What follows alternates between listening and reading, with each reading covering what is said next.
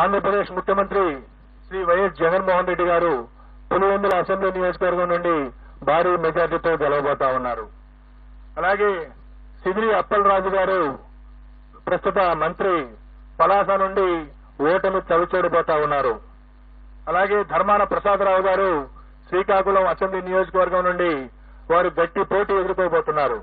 నేను ఎక్కడైతే గట్టి పోటీ అని సంబోధిస్తానో అక్కడ మా మార్జిన్ ఆఫ్ ఎర్రర్ ఏదైతే ఉంటుందో +or-3% కు లోబడి ఫలితం ఉండే అవకాశం ఉంటుంది.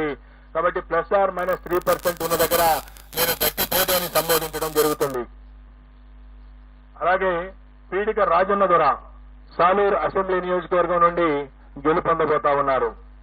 అలాగే బొత్స సత్యనారాయణ గారు ప్రస్తుత మంత్రి, మాజీ పిసిసి అధ్యక్షులు, చీపురుపల్లి అసెంబ్లీ నియోజకవర్గం నుండి మంచి మెజారిటీతో గెలుపొందబోతా ఉన్నారు. అలాగే గుడివాడ అమర్నాథ్ గారు రాష్ట్ర ఐటీ శాఖ మంత్రులు. గుడివాడ అమర్నాథ్ గారు గతంలో అనకాపల్లి నుండి ప్రాతినిధ్యం వహించారు. ప్రస్తుతం గాజువాక నుండి పోటీ చేస్తున్నారు. వారు ఓటమి చవిచూడబోతా ఉన్నారు. అలాగే పినిపే విశ్వరూప్ గారు వారు అమలాపురం శాసనసభ నుండి పోటీ చేస్తున్నారు. వారు గెలవబోతా ఉన్నారు. అలాగే కారుమూరి నాగేశ్వరరావు గారు వారు తణుకు నుండి ప్రాతినిధ్యం వహిస్తా ఉన్నారు. వారు రాష్ట్ర మంత్రి. వారు ఓటమి చవిచూడబోతా ఉన్నారు. అలాగే చెల్లిపోయిన వేణుగోపాల్ గారు రాజమండ్రి రూరల్ నుండి ప్రాతినిధ్యం వహిస్తా ఉన్నారు. మంత్రి. వారు కూడా ఓటమి చవిచూడబోతా ఉన్నారు. దాడిశెట్టి రాజా వారు తుని అసెంబ్లీ నియోజకవర్గం నుండి ప్రాతినిధ్యం వహిస్తా ఉన్నారు. వారు గెలవబోతా ఉన్నారు. అలాగే కొట్టు సత్యనారాయణ రాష్ట్ర దేవాదాయ ధర్మాదాయ శాఖ మంత్రులు. వారు తాడేపల్లిగూడెం నుండి వారు పోటీ చేసి ఉన్నారు. వారు ఓటమి చవిచూడబోతా ఉన్నారు. అలాగే శ్రీమతి తానేటి వనిత ప్రస్తుత ఆంధ్రప్రదేశ్ యొక్క హోంశాఖ మంత్రులు. వారు గోపాలపురం నుండి గెలవబోతా ఉన్నారు స్వల్ప ఆధిక్యతతో. అలాగే జోగి రమేష్ గారు ప్రస్తుత రాష్ట్ర మంత్రి. వారు పెనమలూరు నియోజకవర్గం నుండి గతంలో పెడన నియోజకవర్గం నుండి శాసనసభ్యులుగా ఉన్నారు. ఈ ఎన్నికల కోసం పెనమలూరు నుండి పోటీ చేశారు. వారు గట్టి పోటీ ఎదుర్కొనబోతా ఉన్నారు. అలాగే అంబటి రాంబాబు గారు గుంటూరు జిల్లా ఇప్పటి పల్నాడు జిల్లా సత్తెనపల్లి నియోజకవర్గం నుండి ప్రాతినిధ్యం వహిస్తున్నారు. రాష్ట్ర జలవనరుల శాఖ మంత్రులు. వారు గట్టి పోటీ ఎదుర్కొనబోతా ఉన్నారు. అలాగే శ్రీమతి విడుదల రజని గతంలో చిలకలూరుపేట నియోజకవర్గం నుండి ప్రాతినిధ్యం వహించారు. ప్రస్తుతం గుంటూరు పశ్చిమ నియోజకవర్గం నుండి పోటీ చేస్తున్నారు. వారు గట్టి పోటీ ఎదుర్కొంటున్నారు. స్వల్ప తేడాతో ఓటమి చవిచూసే అవకాశం ఉంది. శ్రీ మేరుగ నాగార్జున గారు గతంలో గుంటూరు జిల్లా వేమూరు నియోజకవర్గం నుండి ప్రాతినిధ్యం వహించారు. ప్రస్తుతం ప్రకాశం జిల్లా సంతనూతలపాడు నుండి పోటీ చేస్తున్నారు. వారు గట్టి పోటీ ఎదుర్కొంటున్నారు. వారు స్వల్ప ఆధిక్యతతో గెలిచేటువంటి అవకాశం ఉంది. అలాగే ఆదిమూలపు సురేష్ గారు గతంలో విద్యాశాఖ మంత్రిగా, పట్టణాభివృద్ధి శాఖ మంత్రిగా పనిచేస్తున్నారు. వారు ప్రస్తుతం కొండేపి అనేటువంటి నియోజకవర్గం నుండి పోటీ చేస్తున్నారు. వారు స్వల్ప ఓట్ల తేడాతో ఓటమి చవిచూసే అవకాశం ఉంది. అలాగే కాకాని గోవర్ధన్ రెడ్డి గారు ప్రస్తుత రాష్ట్ర వ్యవసాయ శాఖ మంత్రులు సర్వేపల్లి నుండి పోటీ చేస్తా ఉన్నారు.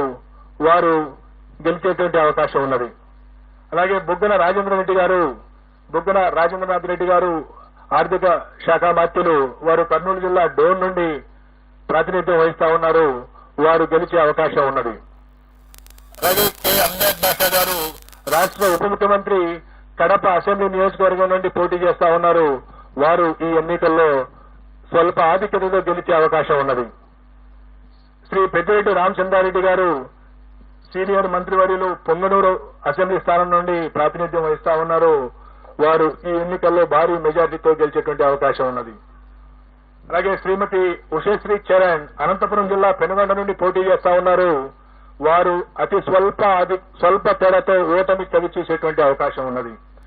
అలాగే గుమ్మనూరు జయరాం గారు వారు వైఎస్ఆర్ కాంగ్రెస్ పార్టీ వైఎస్ జగన్మోహన్ రెడ్డి గారి మంత్రివర్గంలో మంత్రిగా ఉంటూ సీట్ల సర్దుబాటులో వైఎస్ఆర్ కాంగ్రెస్ పార్టీ నుండి బయటికి వెళ్లి తెలుగుదేశం పార్టీలో చేరి అనంతపురం జిల్లా గుంతకల్లి నుండి పోటీ చేయడం జరిగింది. తెలుగుదేశం పార్టీ అభ్యర్థిగా వారు గుంతకల్లి నుండి ఓటమి చవి చూడనున్నారు. అలాగే శ్రీమతి ఆర్కే రోజా ప్రముఖ సినీ నటి అండ్ మంత్రివర్యురాలు. వారు చిత్తూరు జిల్లా నగరి నియోజకవర్గం నుండి ఓటమి చవిచూడబోతా ఉన్నారు.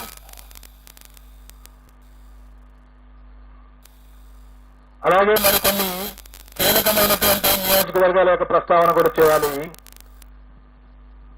అచ్చెన్నాయుడు గారు తెలుగుదేశం పార్టీ యొక్క రాష్ట్ర అధ్యక్షులు, ఆంధ్రప్రదేశ్ అధ్యక్షులు, వారు టెక్కలి నియోజకవర్గం నుండి స్వల్ప ఆధిక్యతతో విజయం సాధించబోతా ఉన్నారు. అలాగే వల్లభనేని వంశీ గత 2 సంవత్సరాలుగా కొన్ని వివాదాల కారణంగా ప్రముఖంగా వార్తల్లో వచ్చిన వ్యక్తి గన్నవరం నుండి శాసనసభ్యుడిగా ప్రాతినిధ్యం వహిస్తా ఉన్నారు. ఈసారి కూడా వల్లభనేని వంశీ గన్నవరం నుండి గెలుపొందనున్నారు. అలాగే తమ్మినేని సీతారాం గారు ఆముదాల వలస నుండి ప్రాతినిధ్యం వహిస్తా ఉన్నారు. వారు ఆంధ్రప్రదేశ్ శాసనసభ స్పీకర్ గా ఉన్నారు. వారు కొద్ది ఓట్ల తేడాతో ఓటమి చవి చూసేటువంటి అవకాశం ఉన్నది. అలాగే రఘురామకృష్ణరాజు గారు, కనుమూరి రఘురామకృష్ణరాజు గారు ప్రస్తుతం నర్సాపురం నుండి ఎంపీగా ఉంటూ ఇటీవల తెలుగుదేశం పార్టీలో చేరి ఉండి నుండి శాసనసభకు పోటీ చేయడం జరిగింది. వారు ఉండి నుండి గెలుపొందబోతా ఉన్నారు. అలాగే బూడి ముత్యాల నాయుడు గారు, వారు ప్రస్తుతం ఆంధ్రప్రదేశ్ ఉప ముఖ్యమంత్రిగా ఉన్నారు. వారు అనకాపల్లి నుండి, గతంలో వారు మాడుగుల నుండి శాసనసభ్యులుగా ఉన్నారు. ఈ ఎన్నికల్లో అనకాపల్లి నుండి పార్లమెంటు సభ్యులుగా పోటీ చేస్తున్నారు. వారు భారతీయ జనతా పార్టీ అభ్యర్థి సీఎం రమేష్ చేతిలో ఓటమి చవిచూడనున్నారు. అలాగే వైఎస్ఆర్ కాంగ్రెస్ పార్టీ యొక్క ముఖ్య నాయకులు శ్రీ విజయసాయి రెడ్డి గారు, వారు నెల్లూరు పార్లమెంటు నుండి పోటీ చేయడం జరిగింది. వారు నెల్లూరు పార్లమెంటు నుండి ఓటమి చవిచూడబోతా ఉన్నారు. రాష్ట్రంలో హోరాహోరీ పోటీ జరిగినటువంటి పార్లమెంటులో అమలాపురం పార్లమెంటు, రాజమండ్రి పార్లమెంటు, నర్సరావుపేట పార్లమెంటులో ఫలితం కేవలం 2 లేదా 3 శాతానికి లోబడి ఉండబోతా ఉంది. ఈ విధంగా రాష్ట్రంలో ఉన్నటువంటి 4 రాజకీయ పార్టీల యొక్క ముఖ్య నాయకుల యొక్క గెలుపు ఓటముల్ని మనం చర్చించుకున్న తర్వాత ఈ ఎన్నికల్లో కీలకమైనటువంటి అంశాలను కూడా నేను ప్రస్తావించవలసి ఉంటుంది.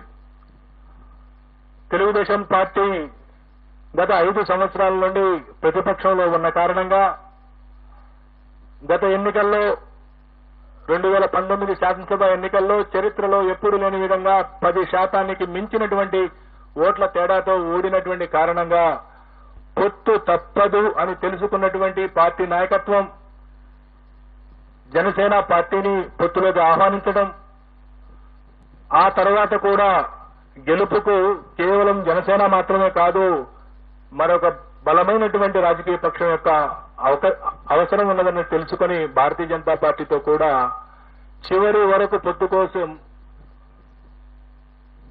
కోసం ప్రయత్నం చేసి భారతీయ జనతా పార్టీని కూడా పొత్తులో కలుపుకున్నటువంటి పరిస్థితిని రాష్ట్ర ప్రజలందరూ చూశారు. ఒకవైపు ఈ రాష్ట్ర ముఖ్యమంత్రి వైఎస్ఆర్ కాంగ్రెస్ పార్టీ అధ్యక్షుడు వైఎస్ జగన్మోహన్ రెడ్డి సంక్రాంతి నాటికే అభ్యర్థుల్ని 90% మందిని ప్రకటించేసి